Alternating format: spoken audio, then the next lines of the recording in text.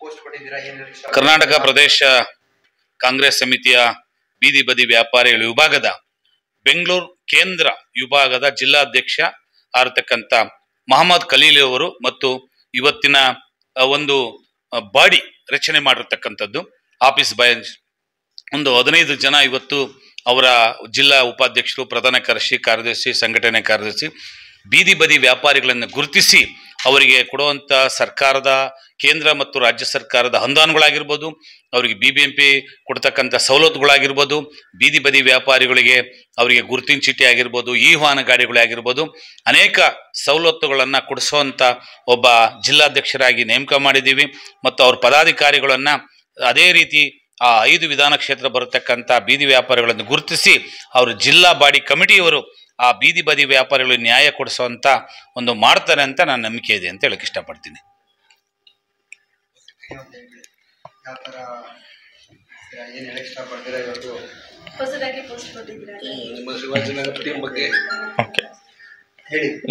ಎಲ್ಲರಿಗೆ ನಮಸ್ಕಾರ.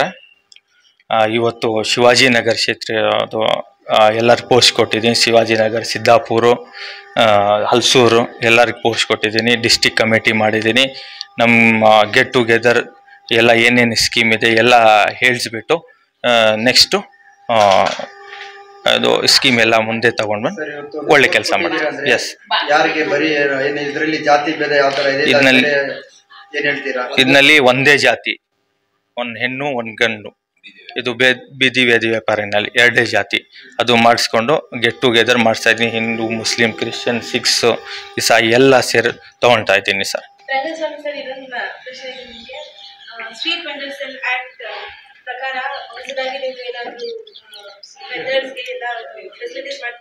ಹೌದು, 100ಕ್ಕೆ ನಮ್ಮ ಡಾಕ್ಟರ್ ಮನಮೋಹನ್ ಸಿಂಗ್ ತಂದಿರತಕ್ಕಂಥ ಕಾಯ್ದೆ, ನಮ್ಮ ರಾಹುಲ್ ಗಾಂಧೀಜಿಯವ್ರ ತಂದಿರತಕ್ಕಂಥ ಶ್ರಮ, ನಮ್ಮ ರಾಜ್ಯ ಸರ್ಕಾರದ ಯಾರೇ 3 ಜನ CM ಆಗಿ ಬಂದು ಇವತ್ತು ಮಾನ್ಯ ನಮ್ಮ ಮೆಚ್ಚಿನ ನಾಯಕ ಸಿದ್ದರಾಮಯ್ಯ ಸಾಹೇಬರಾಗಿರ್ಬೋದು, KPC ಅಧ್ಯಕ್ಷರಾದ DK ಶಿವಕುಮಾರ್ ಜಿ ಅವರಾಗಿರ್ಬೋದು, ಇವತ್ತು ಬೀದಿ ಬದಿ ವ್ಯಾಪಾರಿಗಳಿಗೆ ಈ ಸತಿ ಬಜೆಟ್ 24-25 ಸಾಲಿನ ಬಜೆಟಿನಲ್ಲಿ 1 ಲಕ್ಷ ರೂಪಾಯಿಯನ್ನ ನಮ್ಮ ಬೀದಿ ಬದಿ ವ್ಯಾಪಾರಿಗಳಿಗೆ ಮೀಸಲಿಟ್ಟಿರ್ತಕ್ಕಂಥದ್ದು. ಮತ್ತು ಈ ವಾಹನ ಗಾಡಿಗಳನ್ನು ಬೆಂಗಳೂರು ನಗರದಲ್ಲಿರ್ತಕ್ಕಂಥ ಬೀದಿ ಬದಿ ವ್ಯಾಪಾರಿಗಳಿಗೆ 50 ಕೋಟಿ ರೂಪಾಯಿಯಲ್ಲಿ ಗಾಡಿಯನ್ನ ಬಜೆಟ್ನಲ್ಲಿ ಮೀಸಲಿರ್ತಕ್ಕಂಥದ್ದು.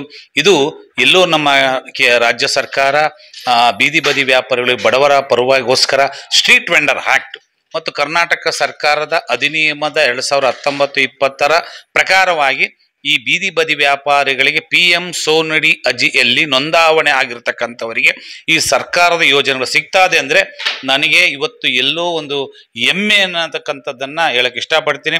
ಅದು ನಿನ್ನೆ ಸಹಿತ ಮಾನ್ಯ ಮುಖ್ಯಮಂತ್ರಿಗಳು ವಿಧಾನ ಸಭೆ ಕ್ಷೇತ್ರ ಒಳಗಡೆ ನನ್ನ ಹೆಸರನ್ನು ಪ್ರಸ್ತಾವನೆ ನುಡಿದಿದ್ದಾರೆ ಅಂದರೆ ನನಗೆಲ್ಲೋ ಇನ್ನೂ ಕೆಲಸ ಮಾಡುವುದಕ್ಕೆ ಖುಷಿ ಆಗ್ತದೆ ಅನ್ನತಕ್ಕಂಥದ್ದನ್ನು ನಾನು ಹೇಳಕ್ಕೆ ಇಷ್ಟಪಡ್ತೀನಿ. अस्सलाम वालेकुम रहमतुल्लाहि बरकातहू। आज शिवाजी नगर से हमारे मोहम्मद वासी को पोस्ट दिया है district Congress committee street vendor cell में।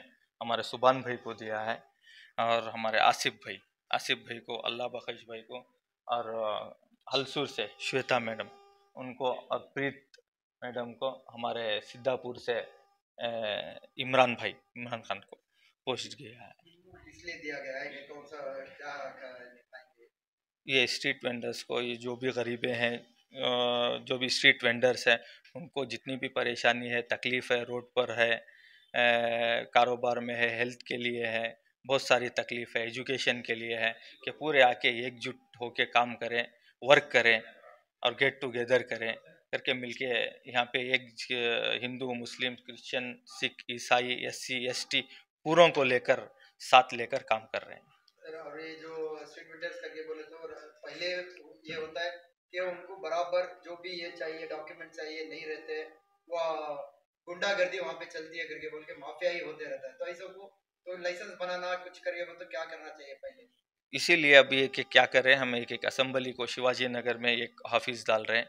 वहाँ पे आधार कार्ड, पैन कार्ड, जिसका भी SC ST वालों का, जनरल माइनॉरिटीज़ का किसका भी कुछ भी नहीं रहेगा, तो आधार कार्ड हो, पैन कार्ड हो, BPL कार्ड हो, इसके लिए एक क्षेत्र में एक ऑफिस खोल रहे हैं।